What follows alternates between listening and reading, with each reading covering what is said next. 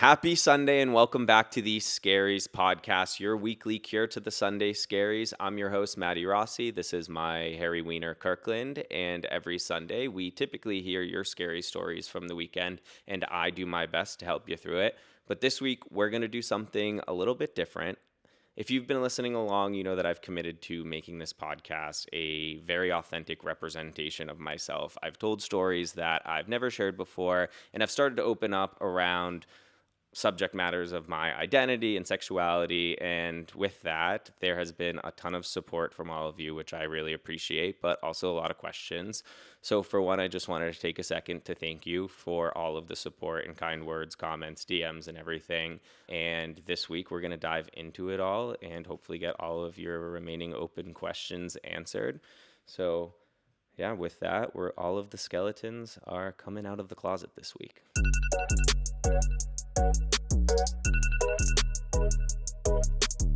So as you know, we typically lay a few ground rules before we go into things. The first being that all submissions or messages are anonymous and will stay anonymous. This is an inclusive space. We listen and we don't judge, and no hate comments are tolerated.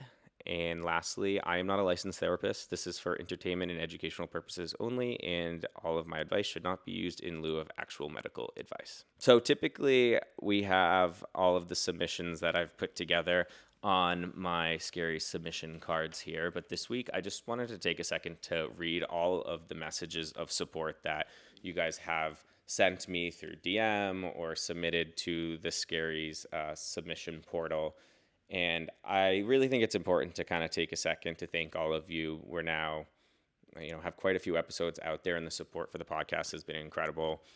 And I did want to take a second to just acknowledge all of you listeners that really make all of this possible. There have been such an overwhelming amount of support, and it really makes me not just feel good and special, but feel like what I'm doing here actually has a purpose in helping all of you. So it isn't just about me and Kirkland. This podcast has always been about helping you all. And one of the ways that I've been able to do this is through being super authentic and sharing, again, my stories.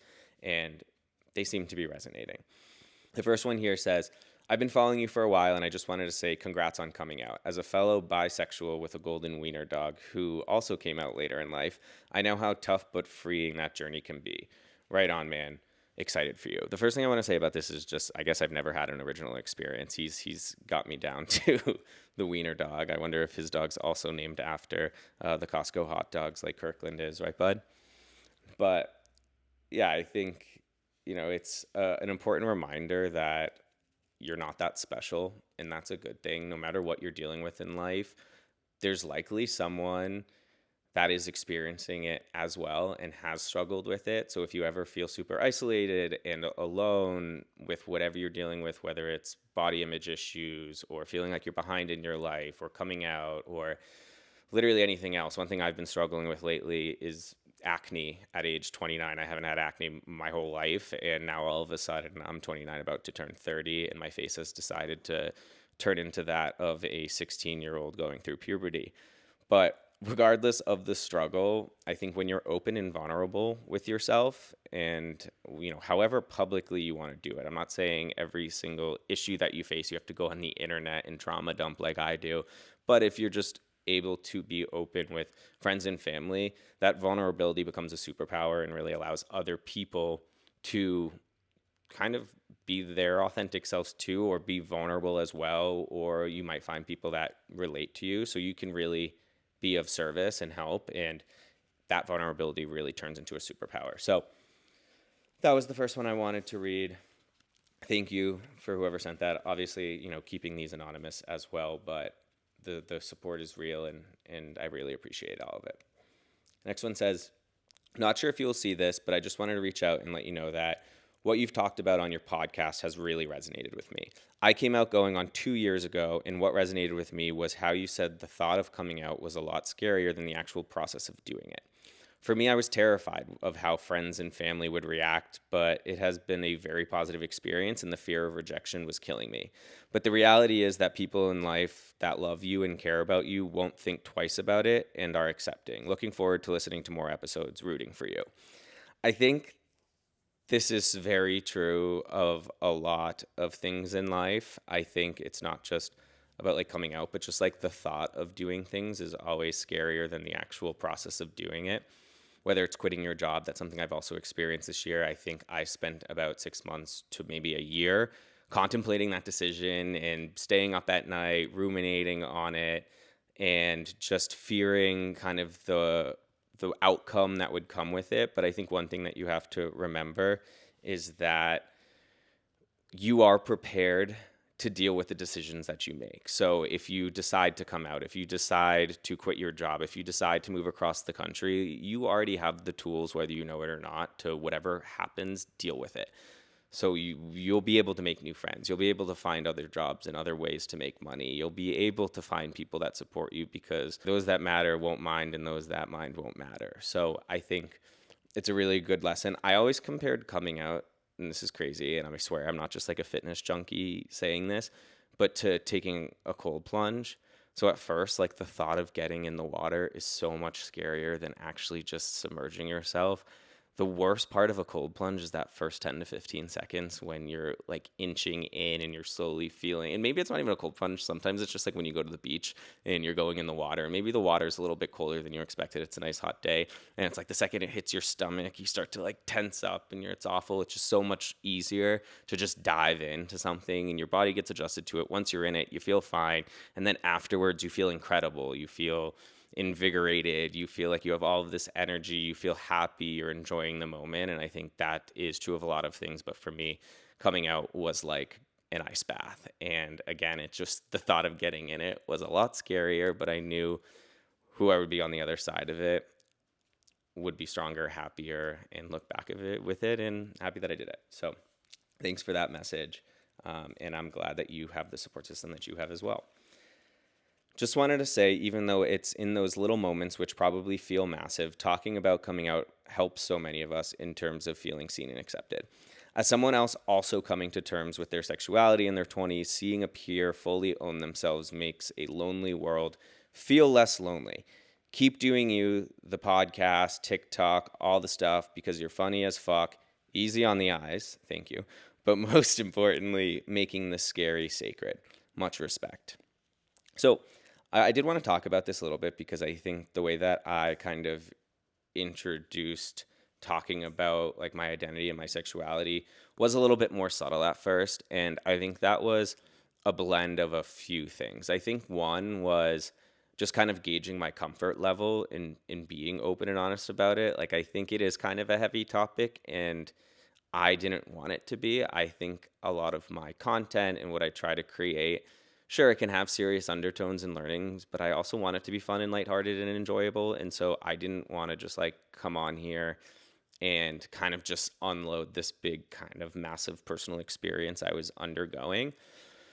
One, again, is I just wasn't comfortable with it. Like I had never, I'm just getting comfortable, honestly, like talking in front of a camera. Like I'm nervous right now. Like even though I've now recorded however many episodes of this podcast and my whole life is now on the internet and I post all of it and it's my job to post videos, and guess what? I still get nervous in front of the camera. So I think just kind of meeting myself where I was at with talking about it was really why I was kind of more subtle with it. But I think the other part was like, it isn't really that big of a deal. It's the biggest deal that isn't a big deal. And I say that because like I didn't want it to be the main focus of everything. Like, sure, like I'm telling a story, and if one of the parts of that story involves me kissing a guy in Mexico, like it's funny, like that's a funny part of the story, but like I wanted it to feel organic and natural and just kind of not take kind of the center stage. But what I'm happy to see is that even just mentioning it in those little moments, it's resonated with people and has allowed them to really feel represented. And I think that's what I'm trying to do here with this episode is, you know, we're not subtly mentioning it anymore. This is what we're talking about this episode. So if you've made it this far and you're uninterested, you can turn it off. But if you're interested, stay tuned because we're diving in deep today into this. The in-between of sexuality is hard and you're making it normal and starting a conversation, and it being so casual is huge for a lot of people, including me. I came out to my pals because of you. Well, first off, I'm very proud of you. That's a really big deal, and I'm glad that I could help inspire you in your journey. I think this kind of just hits on what I was just talking about, was like making it normal and providing that representation, whether it's casual or a big episode like this. It's kind of what I'm trying to do, is just, it's, again, it's a big deal that isn't that big of a deal. It's a big deal to you, but I think what I found when I started to come out to friends and family was it's made every relationship deeper, and it's a big deal, but it's also like it hasn't changed anything. Like, people love you for who you are and support you for who you are. And I heard a funny story where someone who had also reached out just said, yeah, I told my friends, and then they said, okay, come on, we're going to be late for our tea time. Let's go. And it's kind of a beautiful story where it was, yes, this big moment where you're sharing this big thing with someone, but to them, they just love and support you no matter what, that they're more preoccupied with missing the tea time than, than making you feel like you had to hide something. It's like, yeah, well, we love you, and guess what? I love you, but we're going to be late for golf. Someone says, you're a beast. Fuck all the haters. Retweet. I've struggled coming out just in my own life. I can't imagine what it's like to go through it on a public platform. At the end of the day, nothing matters unless you're happy. Keep spreading the positivity and being the king that you are. Yeah, I think that, to be honest, like, I have been coming out for a long time. I started coming out when I was about 27 years old. I'm now 29. There was different layers to coming out, and I'd say there's no right timeline on it. There's no right way to do it. There's no people that you should tell first before others. I think really kind of lean on your intuition, and you're probably going to do it wrong, make a mistake, or wish you kind of did something differently. But at the end of the day, the important thing is that you're doing it and you're going through the process, however comfortable it is for you. I think having the layer of the publicity and, like, again, I'm just a social media creator. I'm not the president of the United States. Like, it's not as big of a deal, but, like, yes, there was an element of being a public figure that made this more difficult. And I think that for me, it got to a point where I knew who my audience was, and there were stories that I wanted to tell, and there were elements of myself that I wanted to share that I knew could help people that I just, like, couldn't, because I wasn't fully out yet. And I think it got to a breaking point where me staying in the closet became more painful than coming out of it. And I think was a really important moment. In a moment I felt in a lot of things, like, again, like with quitting my job, I felt like I was at a breaking point for a while of knowing that I wanted to leave before I did it. And I think that sometimes it's okay to stay in your comfort zones until you're, like, discomforted by your comfort zone, because that's how you know when you're really ready to do it. Some people are able to do it a lot sooner, and I envy them, but that's not me. But yeah, I think having the public layer, like, really made things difficult, and I was worried about what judgments would come in people's opinions, and I felt like I had explained myself, and I had gone on a national television show, one of the most heterosexual television shows out there, and people had already questioned my intentions behind that. So now me worrying even further about that, like, just like what people were going to think, was really difficult. But it was also kind of the kick in the ass I fucking needed to really do the shit that I've always wanted to do and not be scared. And I had done this really terrifying thing, and it had not worked out how I had wanted it to work out. I chased a girl across the world, and literally to New Zealand. Like, that was crazy. And in hopes of winning her back out of this kind of desperation. And I got rejected on national television, and that was hard. But once you've done something scary, other things stop being scary. And I've said that before on here, and I will continue to say it because I believe in that wholeheartedly. But yeah, I'm in retrospect, like, just really proud of it all, because, again, like, I never had the representation that I really needed. And so at one point I decided to be that representation. So although I do have this, public platform that made it harder to come out, it also became a very powerful tool for when I did come out to help other people and kind of have this active service.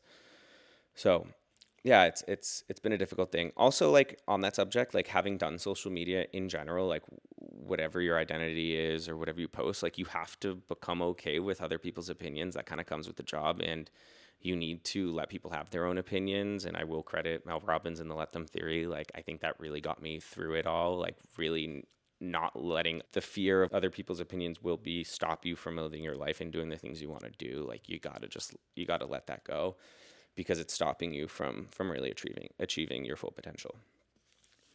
I feel like for a while I was operating with handcuffs in my hands tied behind my back, and for the first time in my life I feel like I'm stepping into really the person that I'm supposed to be and the purpose that I'm supposed to kind of deliver while doing something that I love doing. I'm rambling, but it's okay. I'm allowed to. It's my podcast. I just listened to your coming out scary from Mexico and just wanted to say thanks for being so brave and sharing. As a 30-year-old, I still struggle and haven't opened up that side of myself to anyone for fear of judgment, especially in my uber Catholic family. I know our paths will probably never cross, but just wanted to say thank you. Well, you're welcome. And I'm glad that my story could resonate with you as much as it gave me severe crippling anxiety and to not just experience, but to rewatch. But you know what? I'm happy that it's helping.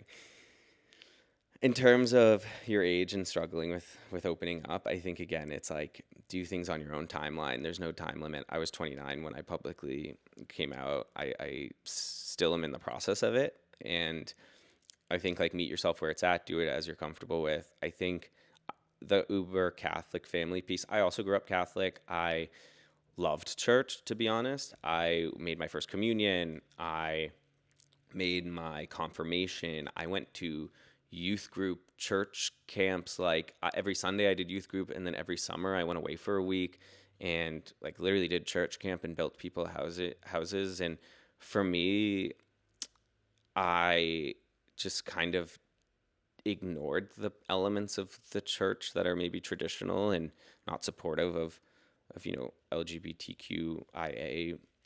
And at that time, it was just like the part of me that I kept hidden. And I just loved the community aspect. I loved coming together and seeing my friends. I loved like helping people. I loved learning some of the other elements of church that like were beneficial and were helpful, like being kind to people and kind of like servitude and all of that. Like that to me was something that I really needed at that age and enjoyed growing up. There were also some crazy hookup stories from church camp. I mean, you go to church camp and that shit is horny. Like God must be looking away sometimes because there were crazy hookup stories, but that's from another day.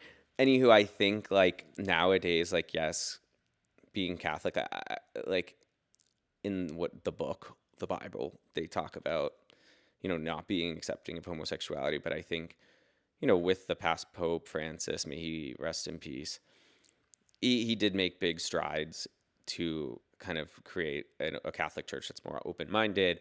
And hopefully the new Pope, which was literally just elected, Pope Leo from Chicago, let's go, we got a U.S. Pope, USA. Hopefully he'll continue that. I think though, like it's okay to like remove yourself from kind of the Catholic Church as you're going through this other journey. I definitely swapped out my cross that I wore on my chain my whole life for something that kind of resonated more. I have this compass that to me, it's about kind of navigating this new journey on my own. And while for a while I used the cross as comfort, I actually lost it while at the gym. Like it just like disappeared about 6 months ago. And for a while I wanted to replace it, but like just a cross didn't feel right anymore. And so I was looking for a while and I came across this at the store and I saw the compass and I was like, well, I am on this new journey in life, like with my career and myself, my identity, wanting to maybe move to a new city. Like, and it just felt like I needed some direction, and whether that direction was my own intuition or something else from above. I do believe that there's some spiritual element out there. I just don't know that it's exactly how it's written in the Catholic Church. I think like your parents and your family will likely still support you, like no matter how Catholic you identify or they identify. I think at the end of the day, they love you, and that love will overpower anything else. So my long-winded way of saying, I validate your feelings in here, but I do want to challenge you a bit that your current situation does not have to dictate like your future, but also give yourself time to do it. This one just says, thank you for being you. It really means a lot to have representation like you. I'd say thank you for being you. It really is great getting messages like that. Not just because it strokes my ego, but it tells me that I'm headed in the right direction. Someone sent me a link to your podcast and I laughed, and it also resonated with me. I was also kind of figuring out my sexuality in my late 20s. Good luck in this new era. It's about to get crazy. Yeah, I honestly, it already has gotten crazy, but it's been fun so far, and happy that this podcast could resonate with you. And send it to more friends. Send it to everyone that you think it could relate to. Since as I've just listened to pretty much all the podcast episodes, one, congrats on this. You've struck the perfect balance of funny, supportive, and actually good advice. I was super touched to hear you and your friend talk about coming out. It definitely brought me back to some other time, and I'm glad you have a support network through all this. Yeah, honestly, like my friends, my family, strangers have all been super supportive. I mean, I can't thank them enough. Like, I think that was something I was really scared of, and I think having a support system is really important. And I understand that not everyone does have that support system, or they fear that they don't. But I would say, look to members of the community or like someone that has gone through it, and you can kind of start there. And just, kind of don't let it hold you back. Like every single relationship that I've had has grown stronger because of this and not weaker. And all the things I feared just didn't come true. So, just that support system's huge.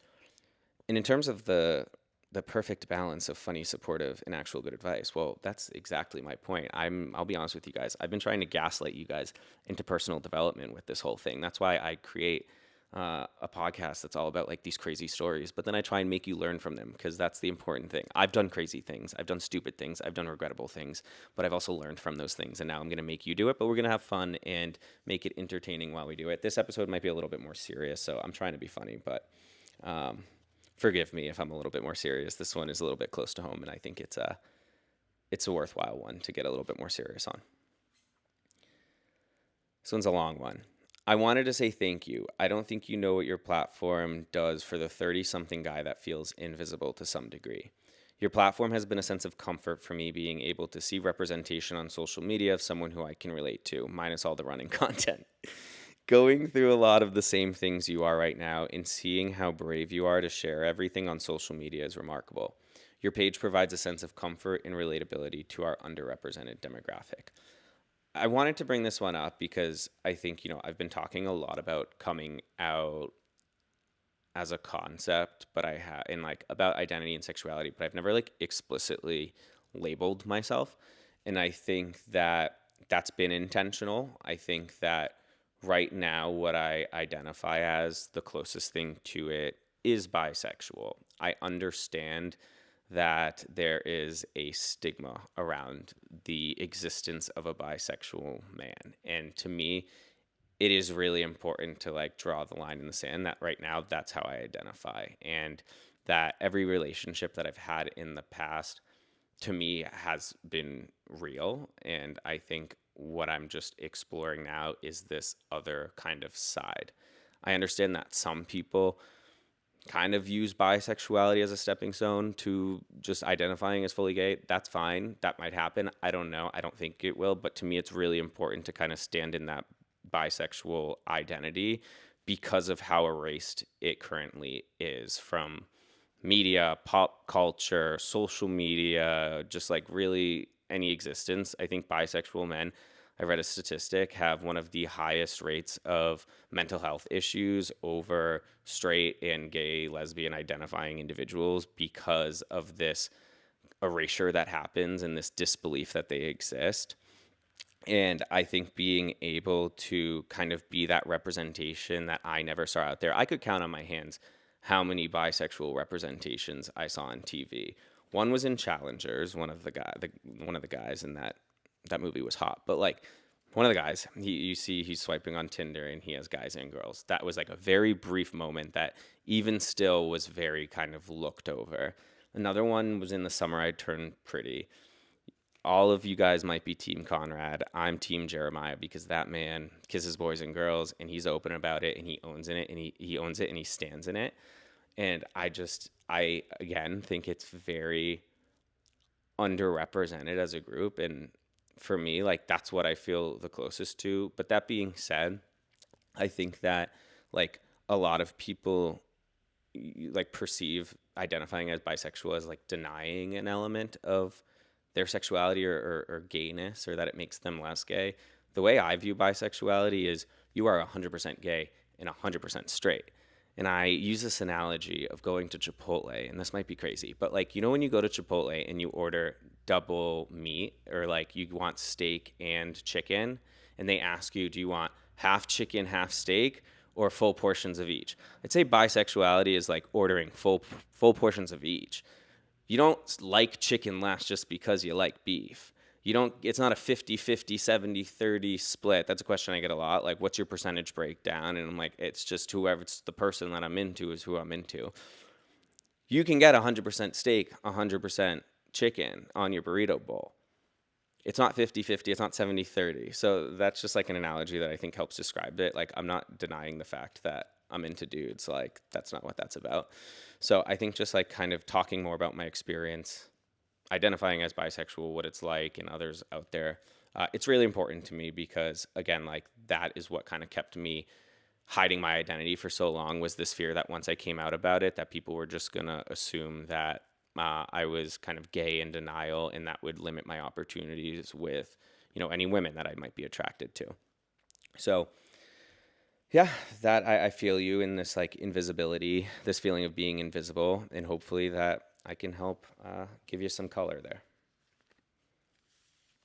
This one says, okay, listening to your podcast and you're giving me goosebumps. I hope you find someone who makes you happy and who makes you laugh. I hope you find all the love that your friends have. Thank you so much. I do too, but we're still waiting on that one. Just kidding. We'll get into some of my dating stories a little bit later. I have my journal here, which will be the next part. So this first one is all of your submissions and DMs and messages of support. Then we'll get into a little bit of a different scary story time with real excerpts from my journal. We're being really vulnerable today, so we're not holding back because you guys have asked for it very loudly and clearly. I just saw your podcast, and I'm so proud of you. It's never easy, and I'm so happy for you. Thank you. I just want to say you're doing big things. Thank you. These ones are quicker ones. This one says, I just binged the first few episodes of your podcast and followed. I'm a huge fan. I recently kind of sort of came out, so I'm navigating this world right there with you, along with you. And this came from a listener in Chicago, which I thought was really cool, that I'm getting messages from not just, you know, here in Boston, but all over the United States and sometimes in other countries. So for this message to kind of be heard all over the world is really cool to me, and you know, makes me happy to hear. So thanks for sending this along. Hi there, I just started listening to the podcast. I'm obsessed. Thank you for being vulnerable and open. You're welcome. I love an overshare and a trauma dump.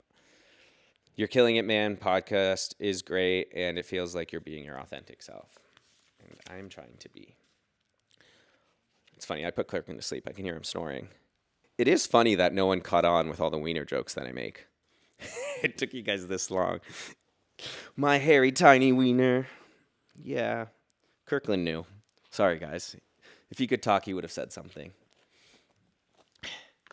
So I just wanted to quickly say, again, thank you guys for all the messages of support. And if you're out there and you're having a difficult time and you're kind of going through this process, or you're scared to start this process, I'd say that for whatever you're fearing, all the negative comments, perceptions, sure, I've gotten some of those. I'll be honest. Not everything has been cheery and supportive. But what I will say is that it is like 1 in 1,000. For every one negative comment I get or a negative message, I have thousands more of support. And I think you can't be scared. The support's out there. And again, like, I'm just really trying to get this message out there because it underlines the importance of all of this. And yeah, well, unfortunately, hate does still exist. There's nothing better than being your authentic self. And it makes all those motherfuckers so mad. There's nothing that makes like a fucking rude hater mad than you being happy in your authentic self. So just piss them off. Let them stay mad. Do you. Odds are the people that are saying the mean things are just closeted themselves and jealous that you're able to kind of be yourself. So with that, that's all the message of support. Thank you guys once again. And now the juicy stuff. So obviously I I've told some stories that have bent the spectrum of sexuality and maybe caught you guys at a surprise. So I have a list of questions that not just you guys have sent me, but like that I've got from, family members, friends, and, random people on the street.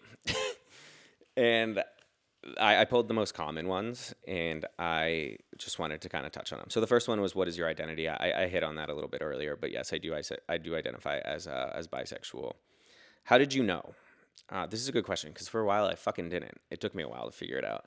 I'd say for most of my life, so going up until college, I was pretty straight acting. Like I just dated women. I lost my virginity to a girl. I had, a handful of girlfriends. I loved them. I went to prom. I did all the normal things. I was happy. I think when I was growing up, I would notice like little things, like locker room kind of moments where I was like, okay, like that's interesting, but it's must just be normal, whatever. I think I like grew up assuming that everyone was like a little gay and that like everyone maybe had like a little bit of attraction to another gender, but like that, predominantly they were attracted to the opposite. So like I didn't think much on it. I think when I got to college, I started to my brain started developing more. Barely. I was also drinking a ton, but I just started to make I had like a friendship that I found myself developing like emotional feelings for. And it was something that um, was honestly like similar to feelings that I had had with women in the past or my girlfriends growing up. And I was like, wow, like I've never felt this, and it's towards a guy. And I think that was kind of a moment where I was like, I mean, it sent me into a spiral, I'd say, because then I was like so confused about, like, I'd say like, okay, did you always know? It's like, no, but I always knew I was confused, like, and that there were things that uh, corresponded with straight, and then there were things about me that corresponded with gay. So then I was like, I spent so much time kind of just spinning on it and kind of like trial and error in a way. And then, but for the most part, like, I would like move on and meet other people and not really deal with it. And then I guess like it got to a point where like I'm now 29 and like went throughout my 20s like dating all these people, and I just felt like I couldn't find my person, and I was always dating women, and like I had people that I pictured the rest of my life with, like a handful of them, and I was like, this is the woman I'm going to marry, this is the mother of my children. I love them so much, I would do anything for them. And there would just be things that like they'd move to other cities, or they'd dump me, or they would go and become the Bachelorette. And it just would be like, wow, the universe might be telling me that there's something to dig into a little bit more. And like you're meant to explore this. And again, I'm not a spiritual person. I grew up Catholic, or like I'm not a religious person, but I am spiritual. I grew up Catholic. I don't really identify as Catholic anymore, but like I do believe that there is like purpose, that like the universe does have a way of kind of guiding you into what you're meant to do and meant to explore. And this is kind of the path that I felt like I was pushing. It was like, okay, if all of these relationships are failing or not working out for some reason, there must be another thing that you're supposed to explore. And I was like, okay, well, what about this like little thing that I've always pushed into the closet or pushed into the corner? And so I started to explore that. And I'd say that was when I was like 27. It was after a breakup. And I did it kind of in the dark because, again, like I was scared that if I started dating guys that it would limit me from dating women. And it was fine. Like I definitely like didn't meet anyone crazy. I think when you're like dating in the dark, you're not really getting the top of the litter, right? So, but I think it was a learning experience. And then like I would date women too, and then like things would develop. So I'd say one question I get a lot, regarding the Bachelorette thing was like, did you really love Jen? And to me, like I was head over heels in love with Jen because the difference. So we dated in 2020. We dated for 3 months. Jen was like really ready for a serious relationship. After 3 months, I wasn't. I could sense that. So I broke things off, and we remained friends. That following summer, so this was like October to January, we kind of didn't talk for about 2 or 3 months, started hooking up again in the summer, kind of talking again, and we started this like on and off relationship. This then went into like the next fall, so it's been about a year. I started dating someone. She started dating someone. We didn't talk for a year. This is when I was 26. I know I'm jumping all over with the story, but just bear with me. And so then I met a girl that I thought I was going to marry. I was so in love with her. We were together for 9 months. She broke up with me and moved to New York City. Like, she was kind of had her journey that she had to go do. And like, I could say nothing wrong with her, nothing wrong about her. Like, she just was prioritizing herself and wanted this new adventure, and that's on her. And that's like up to her to do. And that was when I started that process at 27 of kind of coming out more and exploring. After this, me and Jen had reconnected because Jen had also gone through a very difficult breakup with who she deems her toxic ex. And we found our way kind of talking again. We ended up, she was living in Miami now at this point, had moved out of Boston, went into PA school. I was still in Boston, still working in the beard job.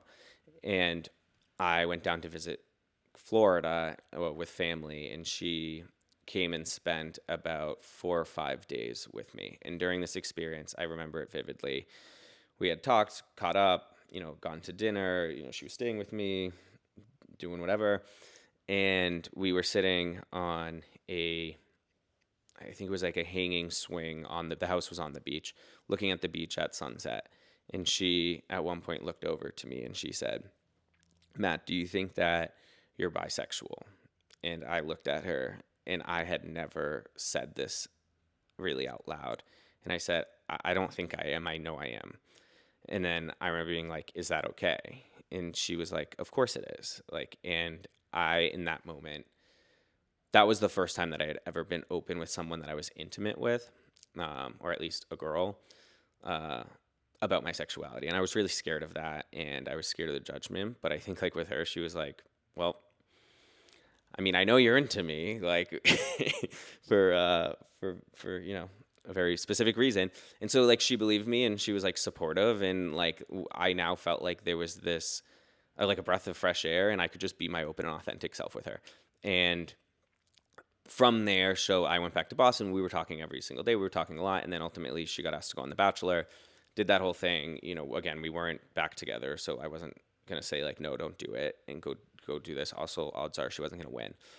Right? It's one guy, 27 girls. The odds were in my favor. I remember she called me from the airport when she got eliminated from Jasper, and she was like, "I'm coming to Boston. Like, I need to see you." And that was like a really awesome feeling. And I was like, okay, this is it. Like, she accepts me for who I am. Like, we have this awesome relationship that we didn't have before. Like, I was kind of holding back part of myself, and like, this is us coming like together. Sure, she's gonna be dating another dude on TV, but like, we're talking every day, we're FaceTiming during it. And I think at that point, like, I had started content, so I could kind of like resonate with each other about like being now in the public eye and supporting each other and like giving content ideas, like stuff like that. And every time I posted, like, so like I would tease stuff with her, right? And for a while we had to kind of maintain the illusion that she was dating Joey, or like could be with him. And so we couldn't be publicly seen together, but we were engaging on each other's stuff on social and stuff. And she was visiting me when she'd visit home.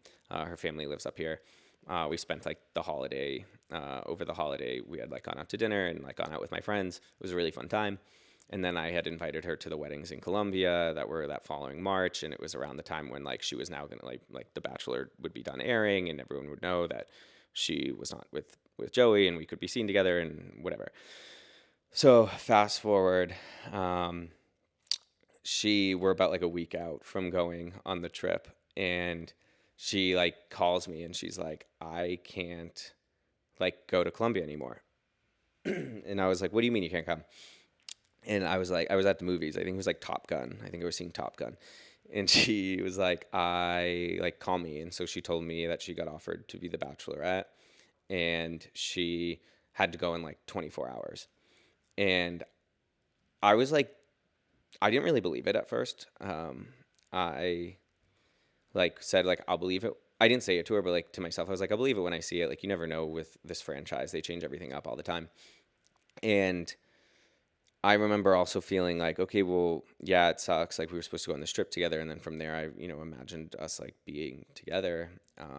But also, like she talked about how important it was for her to like be this representation for, uh, like really being the first Asian American bachelorette. Like that was huge, and I could kind of resonate with her because I know how important representation is, especially now, and that's like again what I'm trying to do here.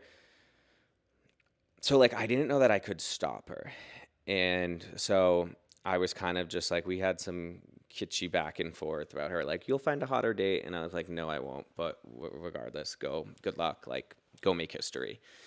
And she did, but she had also joked at one point like, well, would you come on, like would you ever come on? And I was like, I don't know, not if they try and put me in coach.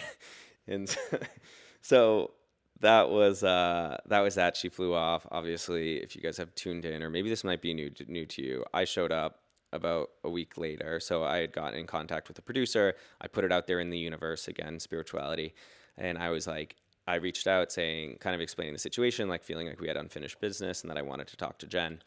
And they were like, all right, if you're willing to fly yourself out to New Zealand, like you can do it. And I was like, okay, this is crazy, but like this is the universe telling me to do it. Like when else would you get this opportunity? So I still was flying to Colombia. This was now like one day when we were supposed to go to Colombia. So I fly to Colombia because they didn't green light me. They had to do all these background checks, STD tests, psych values, really like FBI, everything. And so I didn't get a green light till I was literally in Colombia, and I ended up ditching the weddings and flying to New Zealand to try and win Jen back. If you tuned into the show, you know it didn't work, and you know that I got rejected, and it was very public. And then I also got thrown into the Shark Tank of all the other men for them to just tear me apart on TV. So that was really fun, really scary. Sure, I'd like to call myself brave, but I've never felt more defeated in my life and humiliated and embarrassed. But again, going through that whole process of really being totally torn down, perceived negatively, felt extremely misunderstood, it was then that I began the process of coming out publicly and stepping into myself, who I am and who I'm meant to be and who I'm supposed to be, and being here and now being that same representation to people like me that might feel invisible. And, again, trying to learn from the experience and use it as a growth opportunity. So, um, yeah, that is kind of, again, a long-winded answer to the question of like, did you know? I'd say it was a confusing journey, but it's exactly that. It's a journey. Like there are ups, there are downs, there are, first class flights to New Zealand, which I upgraded myself, by the way, because I stood behind that joke that I was not sitting in coach going to New Zealand. But like that's what life is meant to be. It's meant to have these experiences, as hard and humiliating as they can be. But yeah, it shouldn't stop you from doing the things that you want to do, taking the risks. And yeah, I think like being scared is a surefire way to not live your life. And that's why we're here, trying to cure your scaries. So I actually covered about 5 questions with that one. So it's like, that was, killed a few birds with that stone. I'd say one other question I get a lot is like, do you lean a certain way? So like, I kind of talked about this with the Chipotle example, but I'd say like there's a concept. So in doing all of this, like I actually did a lot of research about bisexuality. There's been a lot of one like history on it, but also a lot of like scientific studies about it. And one concept is called bicycling, which is like kind of like bicycling, but it's not a bike. I don't like to bike, but it's this theory that like there are times in your life where it's like you kind of lean more one way than the other. And I've definitely experienced that. I'd say for like most of my life, I leaned more towards women. But I think, having gone through all of the experiences that I have, I started to like just, it's like anything. If you eat the same type of cheesecake your whole life, sometimes you want to try the cookie cake or the ice cream cake. Like you just kind of want to try the new thing. So I'd say like right now I'm definitely at a point where I'm dating more men than women because I spent, 29 years doing that in vain. So, but I'd say in terms of like leaning a certain way, it's not like I have a preference. I definitely had to grieve of future that I had sent to my, or I had imagined for myself. So I had to grieve this idea that, I would have this nuclear family where I would be married to a woman and I would have, two kids, and the kid would be an athlete, the girl would be maybe a dancer. I don't know. Like, I had to really abandon that idea while kind of going through this whole process. And while that might happen, I might meet someone like a woman that leads me there. Like, it might not, and I might have to consider non-traditional kind of avenues to creating a family, because I do want to be a father and I do want to be like a family man. And whether that looks like something like adoption or surrogacy. I mean, I always joke, like, initially, like, oh, with adoption, like, I've always wanted the kids to be my own. Well, like, I adopted this motherfucker and he's not even human, and I love him more than anything in the world. So I know no matter who I adopt or however I come to have children, that I will love them and I will support them and I will be the father that they deserve to be and that I've always wanted to be, even if they just fall asleep while I'm talking on a podcast and have no regard for anything I'm saying in one of the more important moments of my life. But we love him regardless. I'm also covered in his hair too, so that takes love too. So yeah, I think that whole idea of like grieving an identity kind of comes with this territory. It's also extremely freeing. Like, I think it's exciting that I don't know what my future is going to look like, but I have elements that I know I want, and like I'll work towards them and I'll kind of live life getting there. So I think we want to talk about the juicy stuff. I've talked about my relationship history and like who I've dated. I think what you guys want to know is what I'm currently dating. It's like how I'm currently dating, what I've learned. So I'd say, yes, I am back to dating. I definitely took a break from the whole post Bachelorette experience in the fall. I just was like, I just need to spend some time in my discomfort. And I didn't feel ready to kind of put myself out there. I didn't feel like I was the full version of myself that I would want to put out into like a dating world. I was doing the therapy. I was going to the gym a lot. I got jacked. Like, that was part of it. So I was like, I want to make myself as suitable as possible. I was working hard. I was setting up my career. I was, about to take this leap of doing content full time, starting a podcast. I'm also in the process of moving. Like, yes, I still plan to move. It's just looking like it's happening a little later than I originally intended. So I'm hoping that I will be moving in the fall. But I am currently dating, and I have dated for probably the past few months. And I'd say I definitely had this expectation, and this comes with the spirituality piece that I was describing earlier, that, okay, this is the thing that's holding me back. Once I come out, I'll meet the love of my life. Like, maybe I was just always meant to date men and meet a husband, and that's going to happen. And so I like really had a hot start coming out, and I'd say I was very eager and I would kind of fall quickly. And I'd say that I kind of fucked up a lot in the beginning, like not doing anything bad, but just like really kind of rushing into it and really imagining people to be what I wanted them to be and not really who they were showing me that they were. And kind of this ignorance is bliss. Like I've mentioned in the past, a crush is just a lack of information. And I think like a love, or like when you think you're falling in love, sometimes that's just a lack of information too, because you're just filling in the blanks with what you want, not what someone actually is living up to. So I'd say like I definitely fucked up a lot in the beginning. But like I've never like faulted myself on it, because I feel like I'm learning. Like I'm learning what I like and what I don't like, and where that people's behaviors matter or mean more than what their words are, and how they show up, and the things that they want. And it's kind of just a numbers game. And I think that is kind of what I'm learning, and I'm having fun with it, and I'm not really setting any expectations. And there have been some really fucking terrible, I'm not going to name names or anything, but like some terrible experiences out there. So I always say like with like women out here who complain about dating men, like I fucking feel you, I hear you, and I think that's why I'm very well equipped here to talk about relationships stuff because I've dated men, I've dated women, I've felt it both, so I have empathy for you. But I am currently dating, and recently it's been going well. Like there's definitely through the thick of all the mud and kind of learnings and lessons that I've had to go through recently, it's been really positive. So I won't give any more detail on that because I'm not going to jinx anything. And this is some hot tea, so I'll make you guys wait. I'm giving you guys enough as is, so I'm not going to divulge everything. I think just like sometimes in life, you feel like you've hit a rock bottom, and that you have all these feelings of shame, or you feel stuck, or you fear what people are going to think of you for being yourself.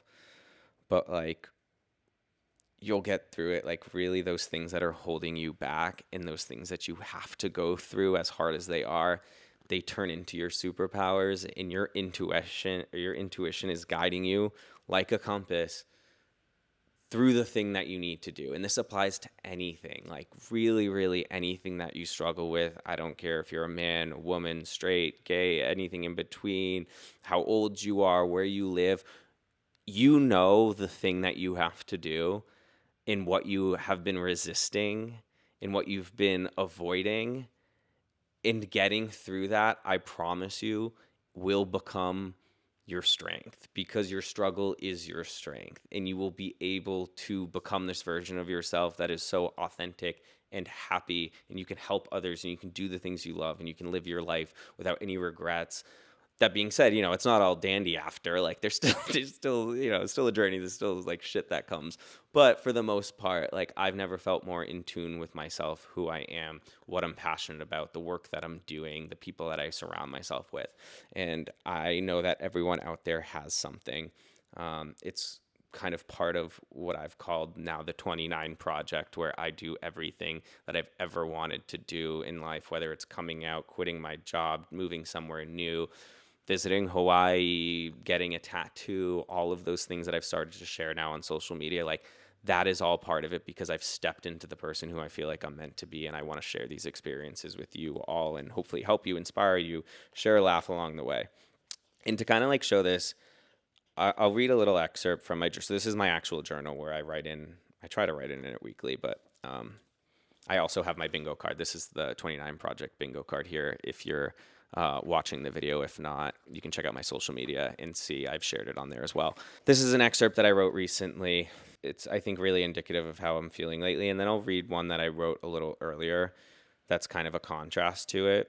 But I wanted to start with the positive. So it says, I'm sitting at a coffee shop right now listening to music, kind of decompressing. I feel the happiest that I've ever been in my life, and I'm so grateful for everything. But there are parts of this that are still difficult. I've started to fully come out to the public and my parents, and as ready as I was for it, I'm realizing that those close to me may not have been. Not that they're not being supportive, but that they're processing and have questions. And as much as I've grown and have the tools to not care what other people think about me and living my authentic self, I'm realizing that not everyone around me does. And I think that kind of like ties into what I was talking about with like you kind of face new challenges, even though if like you become ready for something and become a really powerful version of yourself, like you kind of have to give people grace around you to adjust, because for them they're still kind of catching up with you. But here I continued on to say that we're making breakthroughs, and I've never felt so in tune with myself, my passions, my purpose, and how I can make an impact. I'm gonna change the world, and I know that, and it's time to step into that. It's time to be the fucking person that I've always meant to be, and to help a lot of people that have struggled like me, and that I am most positioned to help the person that I once was, and that's what I'll do. And then it just says right here, remember who the fuck you are. So that was kind of how I'm feeling right now. I did want to read something that was maybe not as cheery. I have a lot that I marked, and maybe we'll continue this another day. This was like, comes from when I was just kind of starting the process.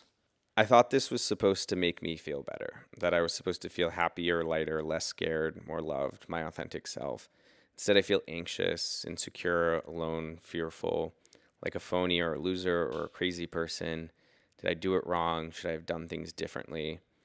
Is everyone mad at me? Does it feel like I betrayed their trust? That they don't even know me anymore? Am I someone else, someone new? Why am I like this? All I wanted was to be happy and take off the mask. Is this the way I wanted to do it? Should I have done things differently? Or are my brain chemicals just out of whack? Because I needed to go out and drown all of my feelings at the bar to cope with it. I said things I didn't mean to people that I don't know. I acted like a fool and I pretended like I don't care what people think when in reality it's all I care about. It's so fucking heavy all the time. I just want to be lighter to feel lighter, and I hope someday I will. And I went back and wrote in this one the same thing that I wrote after I wrote the one that I read first, and I wrote, fuck this. Remember who the fuck you are.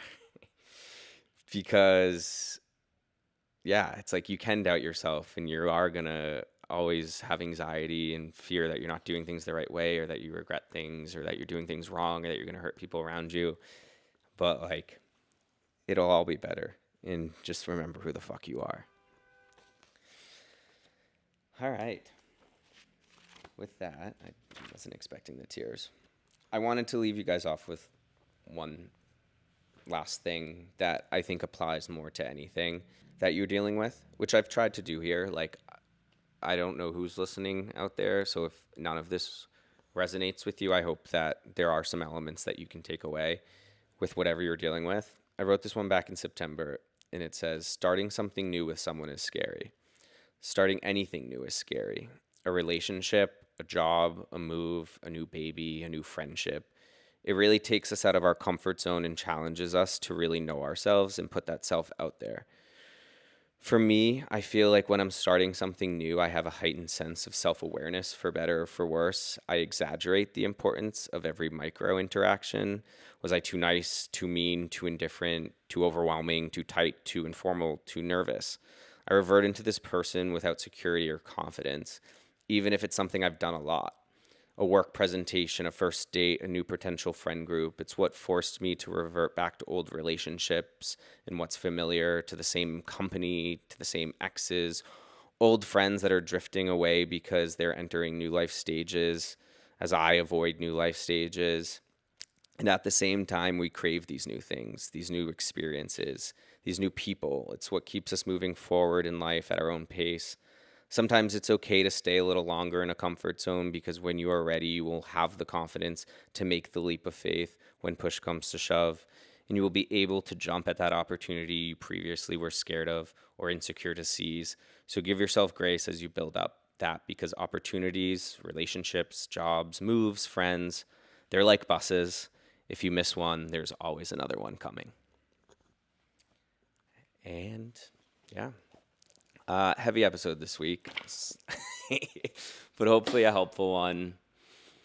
Maybe I'll break this journal out again if you guys find it helpful. Again, I want this podcast to be a space where not only selfishly I can be my authentic self, but can hopefully encourage you guys to be yours. So thanks for tuning in this week. I don't have a scary of the week this week, which is a good thing. Like, I think that none of this should be too scary, and I'll award you guys all the scary of the week this week if we can do that. I don't know. I make the rules. Actually, I can do that. So you guys all win. If you found value in this podcast, if you liked it, do me a favor, share it with someone who might need it. If you would like to hit follow, however you listen to podcasts, whether it's Spotify, Apple Podcasts, whatever, if you're here on YouTube, would mean a lot if you hit subscribe. And if you'd like to submit your scary stories, we'll get back to regular scheduled programming next time. If you liked this episode, though, let me know if you'd like to see. I think, I could go into a lot of different topics. Like, sexuality is just one thing that I've dealt with in my life. So if you want to see more of this, let me know in the comments or DM me. If you'd like to submit your own scary stories, you can send those over to thescariespod@gmail.com. Make sure to follow @thescariespod across platforms, whatever social media platform you're on, we're there. You can follow me @the Matty Rossi, also across platforms. And I hope you all have a great week and go and make some more scaries. We'll see you next time.